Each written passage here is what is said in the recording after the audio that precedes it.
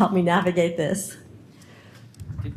Can you tell me something about myths of Austin's drainage standards? Yeah, thank you. So another common myth is that we have regulations in place that will solve the increases in flooding associated with impervious cover.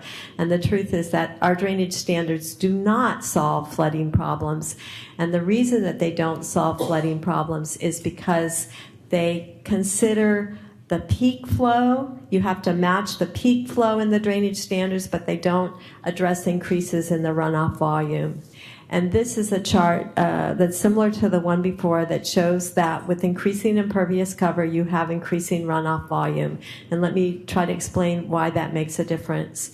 So this chart basically illustrates the standard that developers meet when they match the peak flow.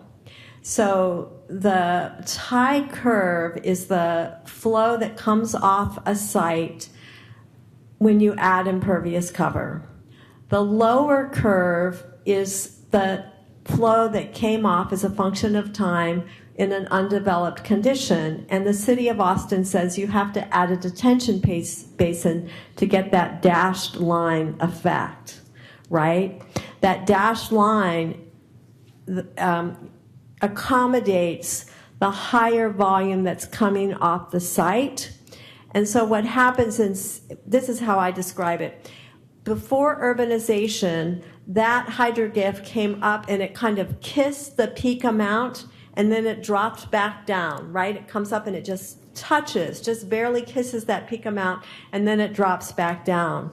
What Austin drainage standards require is that you go up to that pre-development peak, but then you hang there for hours, right? There's that dashed line is a function of time. You're hanging there for hours. And so instead of the flow kind of taking turns in the stream, like coming up, peaking, moving out, coming up, and then the next site arrives and moving out, instead everybody's hanging there in the stream with this extended detention because we're trying to get all the water through the stream that would have been soaked up into the soil, except for the fact that you've got impervious cover. So even though we have requirements and drainage standards on the books that say no more peak flow than was present before you put your own development on, and those standards actually say whatever was, if there was already development on the site that didn't have to take care of it, you don't even have to address that.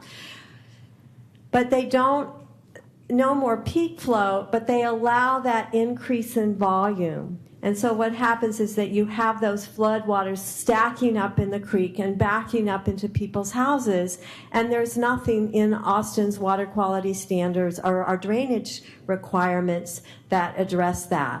I think something else that people are saying, a myth, is that we have water quality standards that will help to solve our flooding problems. This is the half-inch plus sedimentation filtration basins or other kinds of stormwater solutions that do capture some of the stormwater, but it's not nearly enough. They don't completely address that increase in runoff volume. And I have this chart to help me see if I can help you understand the difference.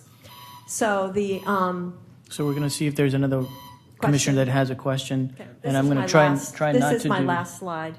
Okay, try not to do the entire presentation. Okay, Commissioner Kenny. Okay.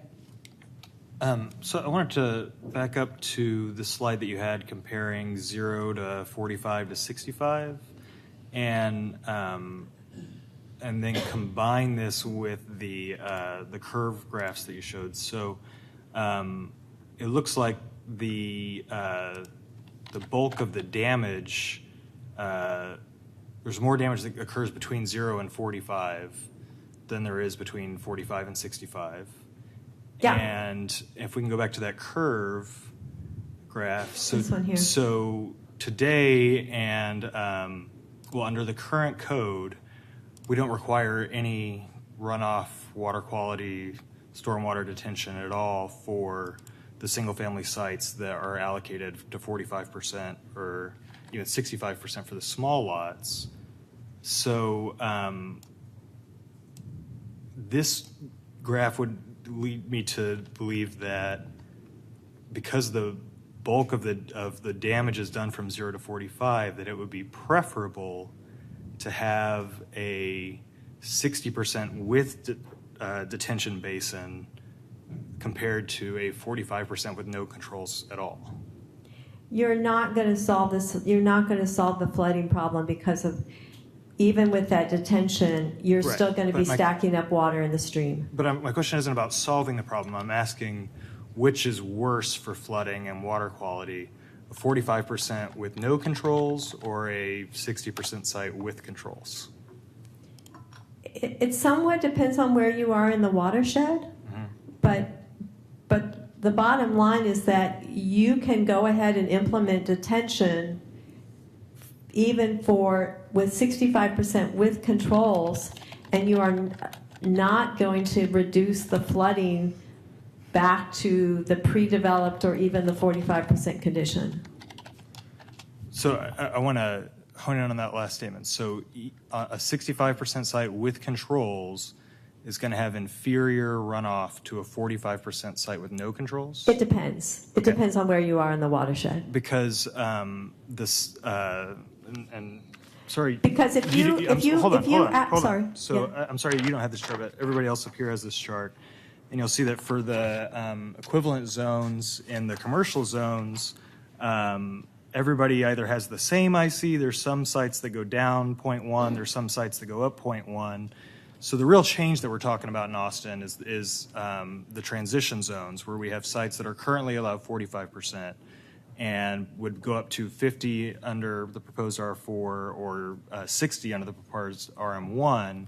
But right now, those 45% sites that are largely already developed have no controls at all. And we get a lot of complaints here, and I get emails from people saying flooding is happening now, and then when I look at their neighborhood, it's all SF3, so it's all 45%.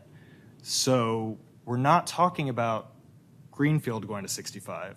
We're talking about uncontrolled 45 going to maybe some controlled regime of 50 or 60. So that's really the question that's before this body today. So do you have anything else you want to elaborate on that? If you don't address the increase in the flow volume as well as the peak flow, you're going to put in detention that will actually make the problem worse, better for some people, but worse for other people downstream. Okay. Because you're going to because that detention is going to do what I said. It's going to stack up that flow, and somebody's going to end up with more flow downstream than they did if you let that peak run, higher peak, but get it out. So for some people, you're going to make the problem worse. Okay, thank you.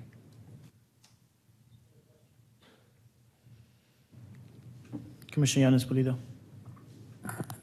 Thank you, Dr. Ross. I have a question about the water quality control and so requiring residential to recapture. So a lot of our watersheds empty into the river or into Lady Bird Lake. Some we see a lot of flow downstream. Particularly, I'm thinking of people affected by Onion Creek and Williamson Creek. Can you speak to what on-site that water quality control, those stricter standards, would do in those scenarios? The slide that I had, maybe we can put it back up there for just a minute. Sorry, here we go. So the left two bars are the runoff volume increases associated with an increase in impervious cover. That set of 4 bars in the middle is the difference. So that's in inches how much additional additional runoff you're getting from a 2-year, that's blue, 10-year is red, 25-year is green, and purple is 100-year. And you can see those numbers in terms of inches of runoff range from 2.8 to 4.5 inches.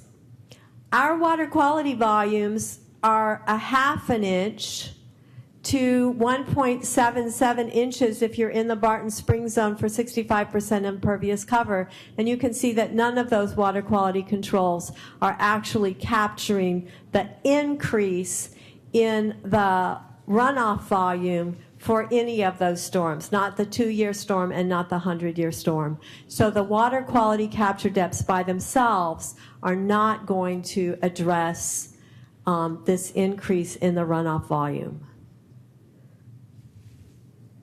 Any other follow-ups? Thanks. I think we'll let you know if we have any more questions for you. Can I talk to staff, please? Thank you. So